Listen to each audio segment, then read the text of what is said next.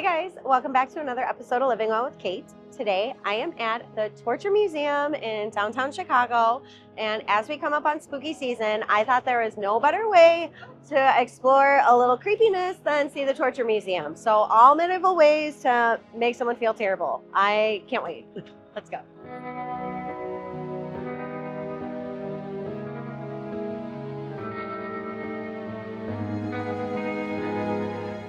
One of the most common forms of torture is impalement. So that means usually it was in the form of a stake like this, and you just take someone's body and you just shuck it all the way on there. Really good. So as you can see, this guy was impaled.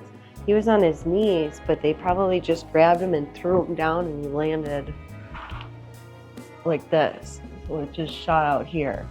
I'm gonna say it's a terrible way to go. It's horrible. He's probably still alive. This is the Colombian necktie.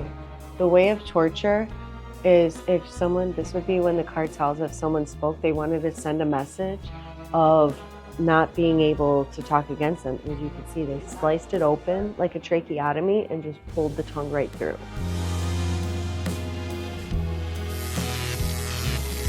This is called the cage of imprisonment. So oftentimes they would lock a criminal in here, and they would be in here so long that their limbs would become deformed.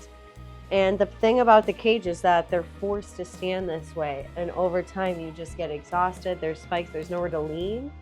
But back then they didn't have this mobility. Look at that.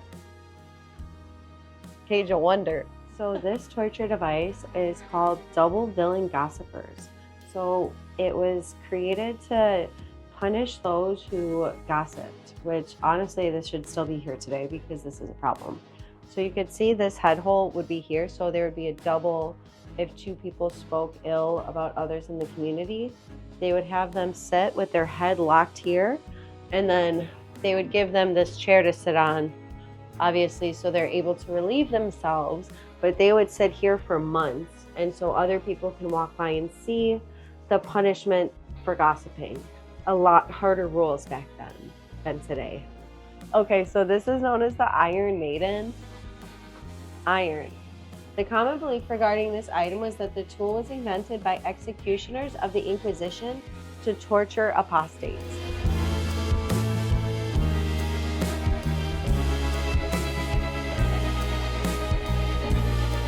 So apparently this was in Fast and the Furious and Game of Thrones. We've seen it in, Fast and Furious is a little recent for this type of torture, but you essentially put a basket or something that covers the abdomen, and then you put a hungry rat, and you'll light the backside on fire. So the rat has no choice but to eat through your flesh into your organs and abdomen. And it's quite terrible, as we can see from, he's alive. You're alive while it happens.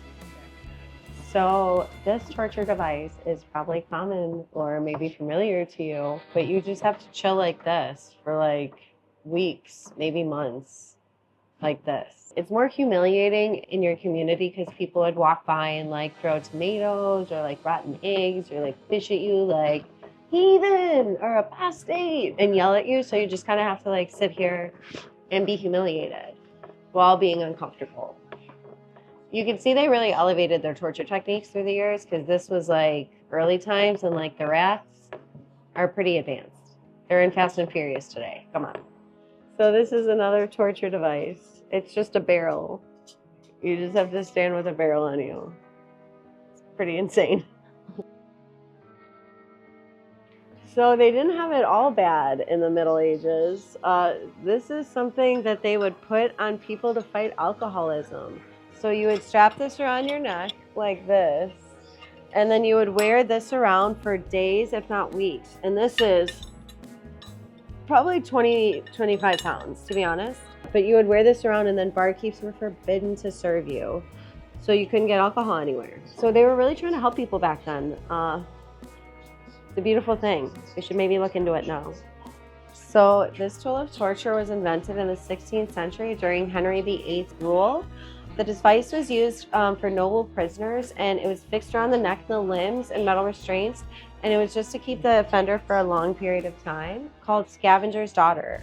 So we know a lot about torture is just keeping you in an uncomfortable position. You can kind of see it here.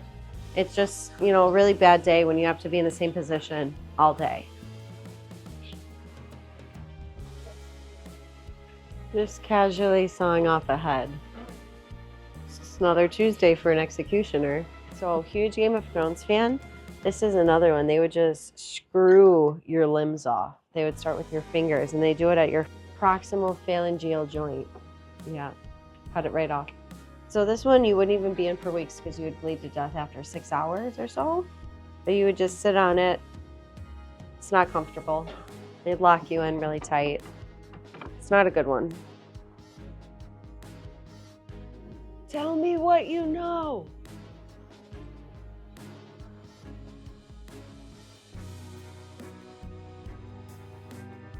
This is like the OG of torture. This is called the wheel. So you essentially, we go into one of these uncomfortable positions, but then you can use any torture mechanism you want once they're in the wheel. It's the OG. This guy's been here a while. So when someone asks you to jump on it, ride that pony, we say no. But this is the Spanish donkey. I can't, oh, that's bad. It's bad. It's kind of the same as the impalement before, where you just sit on it and you wear weights on your ankles and you just slowly get split in half. These are the branding tools. So as you can see, for my lucky Irish people, you would get this one. For the heretics, this for sure.